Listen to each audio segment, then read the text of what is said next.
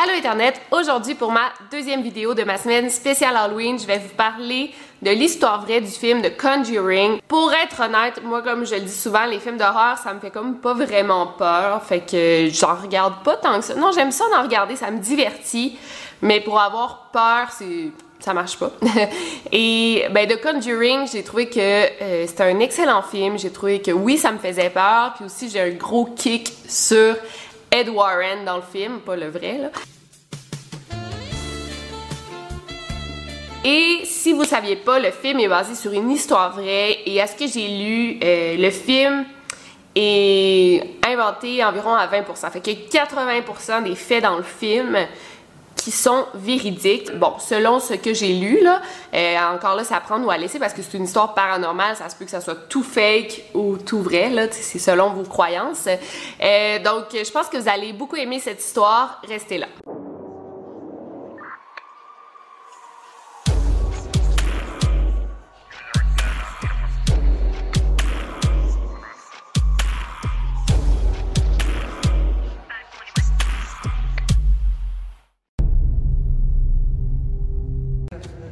There's something horrible happening in my house.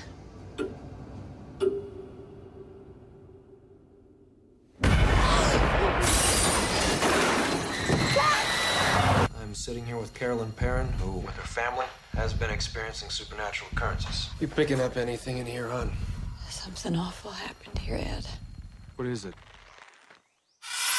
Donc, l'histoire dans le film est arrivée à la famille Perron en 1971 dans la ville de Harrisville, dans l'état du Rhode Island. Donc, un peu comme dans le film, en 1970, on a Roger et Caroline Perron qui déménagent dans une immense maison accompagnée de leurs 5 filles. La maison était appelée The Old Arnold Estate et la maison avait plus de 200 ans. Donc, c'est sûr que quand tu déménages dans une maison de plus de 200 ans, ben ça vient avec un passé historique. Puis après, tu te demandes pourquoi ils sont déménagés dans une maison comme ça. Ben, en fait, avec 5 filles, c'est difficile de trouver une maison avec plusieurs chambres, premièrement. Donc, la maison avait 10 chambres. Et aussi, ben financièrement parlant, une maison neuve, ça coûte plus cher qu'une vieille maison.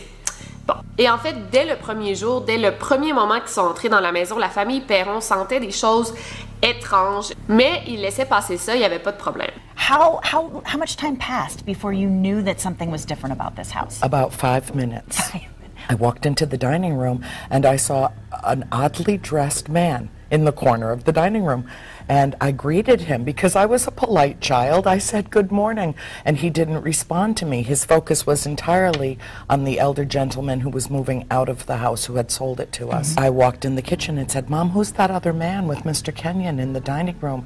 She said, "There is no other man in the dining room." Il y avait des voix étranges au milieu de la nuit qui sortaient de nulle part. Les meubles bougeaient toutes seules. Mais Roger, Caroline et les 5 filles laissaient ça passer, ça leur faisait pas vraiment peur, pour être honnête. Ça faisait juste partie de leur quotidien. C'était rendu normal que une chaise bougeait toute seule ou qu'ils entendaient parler au milieu de la nuit. Et je sais pas, quand t'es habitué, ça te fait plus autant peur que la première fois que tu l'entends. Comme je vous dis, une maison aussi vieille, bien, elle a eu sa part de personnes qui y ont vécu. Plusieurs générations de familles ont resté là. C'est sûr qu'il y a eu quelques morts dans la maison, fait que ça vient avec ces apparitions, selon moi. Et aussi les présences, les apparitions, ils étaient pas vraiment méchants. Ben, la famille se sentait pas du tout menacée. Ils disaient, bon, ils veulent juste montrer qu'ils sont ici, ils veulent juste montrer leur présence, mais ils ne nous veulent aucun mal parce qu'ils se sentaient pas justement menacés. Il y avait différents fantômes dans la maison. Et bon, comme je vous dis, il était pas méchant en tant que tel. Même que les filles étaient rendues amies avec un fantôme qui était plutôt amical, si on veut, là. C'est sûr qu'ils le voyaient pas comme vous et moi, mais il savait quand il était là, puis tu sais, il laissait faire ça, puis il lui parlait, puis il y avait pas de problème. Il y avait le fantôme de Mrs. Arnold. Je vous rappelle que la maison s'appelle The Old Arnold Estate, donc j'imagine que ça devait être l'un des premiers propriétaires de la maison. Et Mrs. Arnold n'était pas méchante non plus. Les filles racontent que des fois, pendant la nuit, Mrs. Arnold venait les border, tu sais, donc placer les couvertures par-dessus elles, leur donnait un bisou sur le front et leur souhaitait bonne nuit. Encore là, ça c'est ce qu'ils disent. Je sais pas si la personne apparaissait vraiment ou seulement les filles sentaient comme du mouvement dans les couvertures, elles sentaient qu'elles recevaient un bisou. Je sais pas comment c'était, mais bon, selon elle, cette femme venait les border. Il y a aussi le fantôme de Johnny Arnold, qui est un jeune homme, un adolescent qui se serait pendu dans le grenier dans les années fin 1700. Ça fait vraiment longtemps. Mais Johnny était aussi un fantôme présent dans la maison. Les filles aimaient bien Johnny. Ils l'appelaient Manny. Je sais pas pourquoi, mais bon. Et à ce qui paraît, Johnny était souvent présent quand les filles jouaient ensemble et les filles lui prêtaient leurs jouets et ils jouaient ensemble selon les dires. Because I was the youngest and the most vulnerable, I was approached more than anyone, and I actually had a relationship with that boy. I think something bad happened to him. Il y avait aussi un autre fantôme qui s'appelait The Sweeping Ghost. Sweeping, c'est genre qui passe le balai. Et la famille était comme habituée de l'entendre, mais ils l'entendaient toujours de loin. Je pense que le fantôme n'aimait pas s'approcher de la famille. Puis ils entendaient tout le temps le même bruit comme un balai sur le plancher. Et selon eux, quand ils arrêtaient d'entendre le fantôme, ils allaient à l'endroit où ils l'entendaient et il y avait comme un balai de la famille, là, j'imagine que c'était à eux, qui était comme à côté au mur, puis il y avait une petite pile de poussière. Fait que le fantôme du Sweeping Ghost, lui, il ramassait la poussière avec le balai. Ils ont jamais vu le balai bouger toute seule, mais ils l'entendaient. Aussi, un truc assez étrange, ça je pense pas que la famille appréciait, mais ils laissaient faire ça, c'est qu'à chaque matin, à 5h15, la famille se réveillait avec une odeur de cadavre. Ça disait en anglais « rotting flesh », donc c'est une odeur de cadavre en décomposition, là, de la chair qui pourrit. Il se réveillait avec cette odeur-là et il y avait comme un fantôme qui levait le lit puis il brassait le lit jusqu'à temps que la personne qui était couchée dans le lit se lève ou parfois même elle tombait. Fait que ça, c'était pas quelque chose qu'il aimait parce que c'était assez violent là, de te faire réveiller par un lit qui brasse et une odeur de pourri. Les manifestations comme prenaient de l'ampleur à chaque fois. Aussi, les filles, parfois, dans la nuit, se faisaient tirer les cheveux, se faisaient tirer les bras, les jambes, la tête, se faisaient tirer les membres.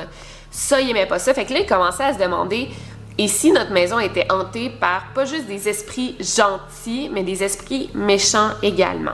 Parce que parfois aussi, ils entendaient des cris terrifiant à vous glacer le sang au milieu de la nuit. De plus en plus, il y avait des portes qui claquaient comme ça. Puis c'était pas le vent, là, il n'y avait pas de vent qui faisait claquer les portes.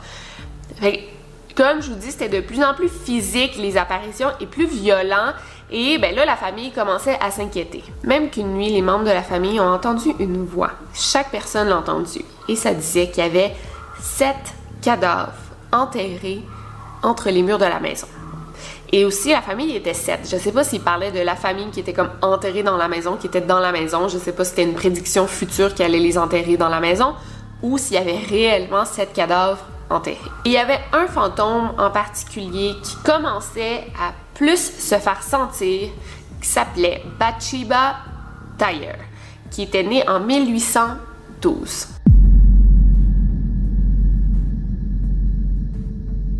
Bathsheba, c'était une mère de 4 enfants à l'époque, qui était très belle et elle attirait beaucoup la jalousie des autres femmes du village. Et c'était dans les années 1800, elle avait perdu 3 de ses 4 enfants. Donc elle a eu 4 enfants, il y en a seulement un qui a survécu et les 3 autres sont morts en bas âge. Et à cause que Bathsheba avait perdu 3 enfants et plusieurs femmes la jalousaient, j'imagine que c'est à cause de ça, mais il y a des rumeurs qu'elle était une sorcière, qu'elle sacrifiait ses enfants aux démons, au diable. Je crois pas que ça soit vrai parce que dans ce temps-là, les enfants mouraient assez jeunes. C'était pas rare qu'ils attrapaient une grippe et ils en mouraient.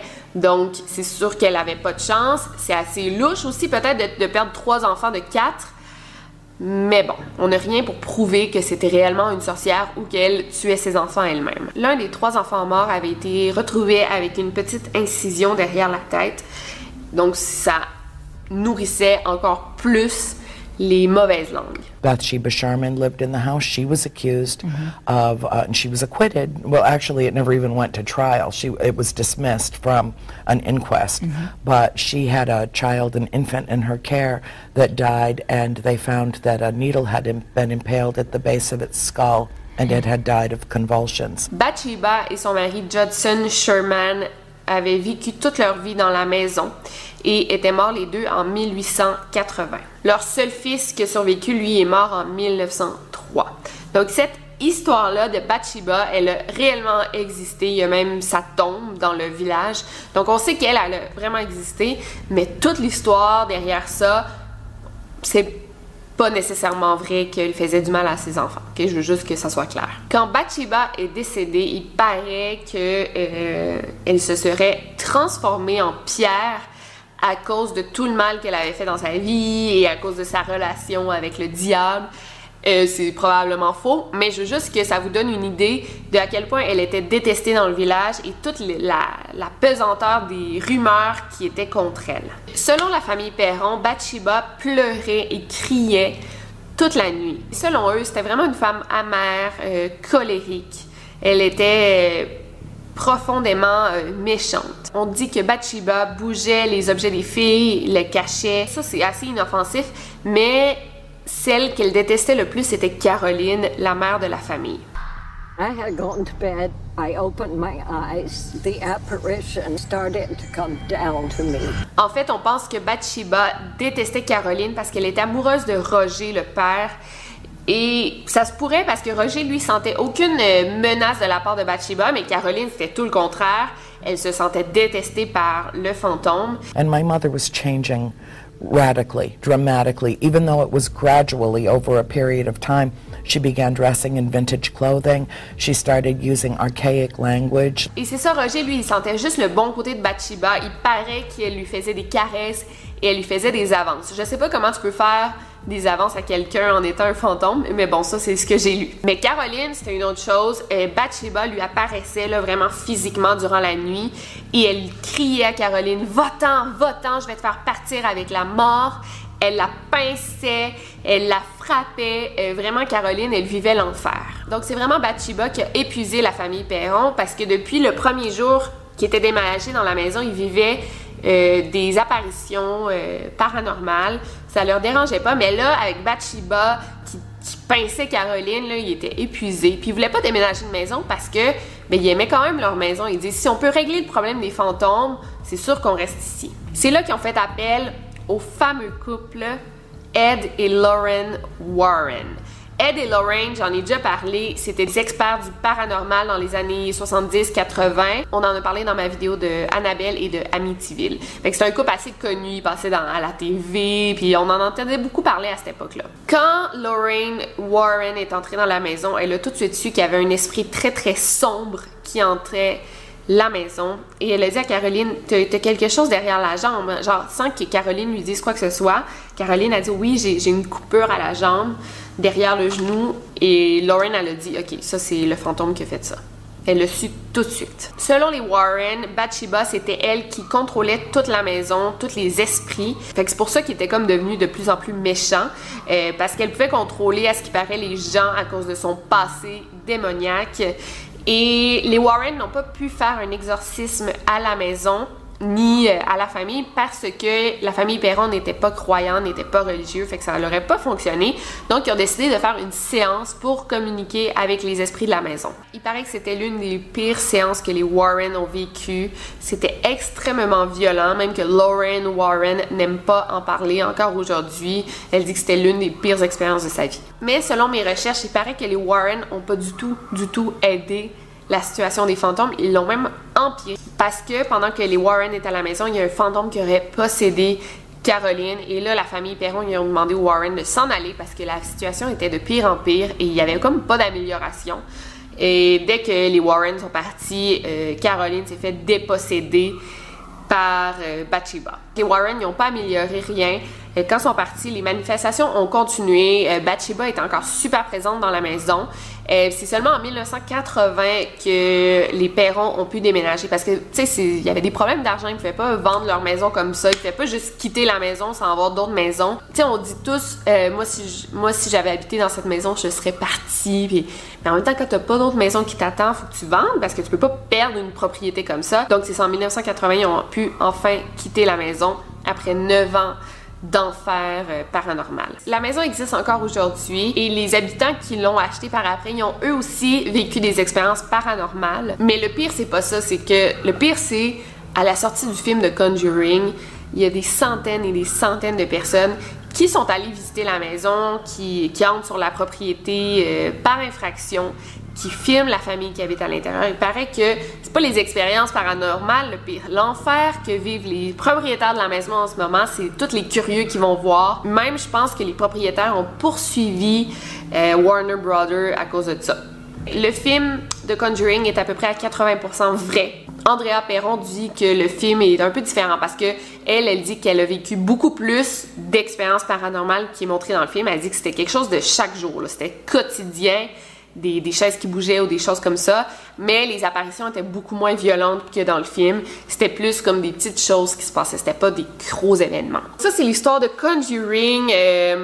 Moi, je crois que peut-être que la famille Perron a vécu des choses paranormales. Je pense que les Warren ont essayé de joindre Bathsheba à cette histoire-là, mais ça se peut vraiment que ça soit pas elle du tout qui hantait la maison, mais ils ont comme essayé de trouver un personnage au fantôme comme pour rendre ça un peu plus intéressant. Laissez-moi ce que vous en pensez dans les commentaires et ben sinon on se voit demain pour une nouvelle vidéo. D'ici là, n'oubliez pas de barrer vos portes. Over and out.